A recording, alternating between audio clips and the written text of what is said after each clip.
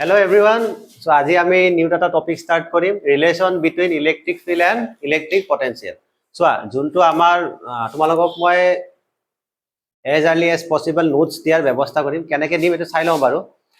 So তোমালোকৰ যোনটো main formula আছে ইলেক্ট্ৰিক ফিল্ড এন্ড ইলেক্ট্ৰিক পটেনশিয়ালৰ সেই ফৰ্মুলাটো এনেকৈ আছে মাইনাস dv by dr নহলে dx বুলি কয়। এইটো হ'ল মেইন আমাৰ ফৰ্মুলা। But এইটো বস্তু কিছুমান এনেকৈ লিখে হা মই দেখাই দি আছো minus del v by del x or del r এনেকৈ লিখে। both are correct. এটা সৰু টপিক হয় হা আজি ভিডিওটো।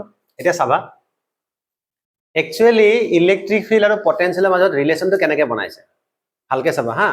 এইটো এটা ওয়ে আছে, এইটো ওয়ে তোমালোকে কৰিব পাৰা সলভ, বাট দ্য মেইন আমাৰ যোনটো এটা ওয়ে আছে সেইটো ওয়েত মই কৰিব ট্ৰাই কৰিম। Electric field is equal to the তোমালোকে এটা ফৰ্মুলা জানা আগৰ পৰা একদম easy formula 1/4 pi epsilon naught Q by r square. সবে জানা এইটো ফৰ্মুলা। আচ্ছা এতিয়া আমি আৰু এটা ফৰ্মুলা লিখিম পটেনশিয়ালৰ ফৰ্মুলাটো চোৱা কি হ'ব। আচ্ছা পটেনশিয়াল ফৰ্মুলাটো ইয়াতে লিখিম মই বাৰু অলপ দূৰত লিখিছো। পটেনশিয়ালৰ ফৰ্মুলা কি হ'ব 1/4 পাই এপসিলন নট তোমালোকে নোট ডাউন কৰি ল'বা হা যোনে যোনে ইয়াতে চাই আছা কিউ বাই r। দুটা ফৰ্মুলা ভালকে চোৱা একে যেন লাগিছে নে অলপ অলপ কি বেলেগ আছে স্যাৰ ইয়াতে r স্কয়াৰ আছে ইয়াতে r আছে আৰু তো বেলেগ নাই। আচ্ছা এটা চাবা এইটো ফৰ্মুলাক যদি আমি এনেকে লিখো 1/4 pi epsilon naught Q by r into 1/r পাৰিম নে এনেকে লিখিব। যদি আমি এনেকে লিখিব পাৰো তেতিয়াহলে আমি এইখিনি মানে v লিখিব পাৰিম নে। যদি এইখিনি মানে v হয় তলত কি হ'ব আলটিমেটলি এই ফৰ্মুলাটো বনিয়ে গৈছে। চোৱা এইখিনি বস্তুকে যেতিয়া তুমি ডিফাৰেন্সিয়েশনৰ ফৰ্মত কৰিবা তেতিয়া dv by dr নহলে del v by del r ক'ব পাৰা।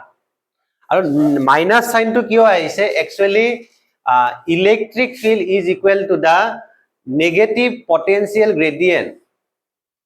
পটেনশিয়াল গ্ৰেডিয়েন্ট বুলি কয় এইটো টপিক মই তোমালোকক এক্সট্ৰাকে পঢ়াই দিম কেতিয়া পটেনশিয়াল গ্ৰেডিয়েন্ট কি হয়। তো নেগেটিভ পটেনশিয়াল গ্ৰেডিয়েন্টৰ ইকুৱেল হয় নেগেটিভ সাইনটো এটো কাৰণে আহিছে। গতিকে এইটো আমাৰ একদম এটা এস্টাবলিশ ফৰ্মুলা যে ইলেক্ট্ৰিক ফিল্ড আৰু পটেনশিয়ালৰ মাজত তোমালোকে এনেকে বুজি লবা আৰু এনেকে লিখি লবা। এতিয়া এইটো টপিক তোমালোকক এক্সামত ডাইৰেক্টলি এনেকে নাহিব পাৰে যে establish the relation between electric field and potential, but ইয়াৰ পৰা এটা কুৱেশ্যন আহিছে আই গেছ 2-3 বছৰ আগত আহিছিলে নেকি মই পাইছিলো মুঠতে হা তোমালোক শিকাই দি আছো মই। আচ্ছা এইখিনি তোমালোকে নোট ডাউন কৰি ল'বা। এটা মই ফৰ্মুলা শিকাই আছো তোমালোক এতিয়া চাবা হা।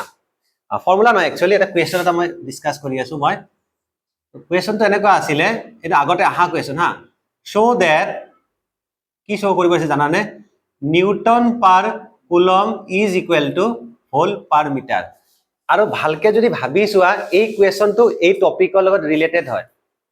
অলপমান মই টাইম দিছো ভাবি চোৱা বেছি টাইম নিদো আৰু 5 সেকেন্ড মান দিছো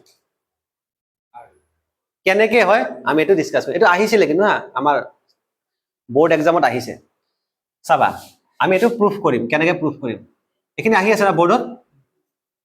আচ্ছা উই নো দ্যাট একদম ইজিলি লিখিছো আৰু ইলেক্ট্ৰিক ফিল্ডৰ এটা ফৰ্মুলা কোৱাচোন কি হয় একদম ইজি ফৰ্মুলাটো কি হয় ইলেক্ট্ৰিক ফিল্ডৰ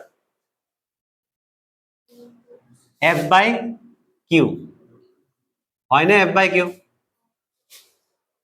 ঠিক আছে।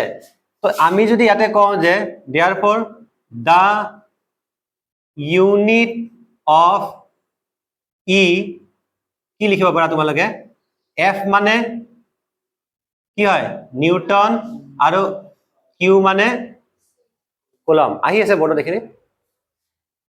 Also we know that আমি আৰু এটা বস্তু জানো also we know that it just আমি এই ফৰ্মুলাটো পাইছো নহয় কি পাইছো যে E ইকুৱেল কি পাইছো del v by or dv by g কোৱা del মাইনাসটো দিয়া নাই দি লব পাৰা দিব মন গলে দিবা ঠিক আছে।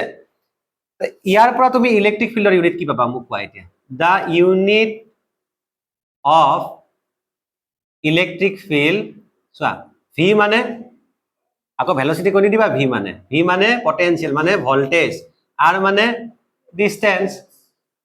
চোৱা ইলেক্ট্ৰিক ফিল্ডৰ এবাৰ ইউনিট কি আহিছে নিউটন পাৰ কুলম আৰু এবাৰ ইউনিট কি আহিছে ভোল পাৰ metre therefore Newton per coulomb equal ভোল পাৰ মিটাৰ তোমালে লিখিব পাৰা নে নাই এটো কোৱেশ্চন আহিছিলে 2 মাৰ্কছৰ কাৰণে এক্সামত এবাৰ গতিকে তোমালে ভাবিব চেষ্টা কৰা এটা টপিক যেটা দেখাত বেছি ইজি লাগে এইটো কি আছে আমি স্যাৰ এখিনি আহিলে কৈ দিব পাৰিম এক্স্যাক্টলি যেনেকে পঢ়িছা তোমালে তেনেকে নাহে এটো টপিককে অলপ সজাই বৰাই কিবাকে মিলাই বিনে এটা কোৱেশ্চন বনাব পাৰে তো তোমালোকে অলপমান হেকে টপিক বিলাক ডেফটত পঢ়িব লাগিব আৰু ক্লাसेस বিলাক বহুত বেছি দিঘলীয়া ক্লাसेस নলও অলপ অলপে ক্লাसेस লও বাট হেখিনিয়ে তোমালোকে অলপ ধৈৰ্য ধৰি চাবা ওকে সো আজি ভিডিওটো ইয়াতে শেষ কৰিলো নিউ ভিডিওত নেক্সট টপিকত পাম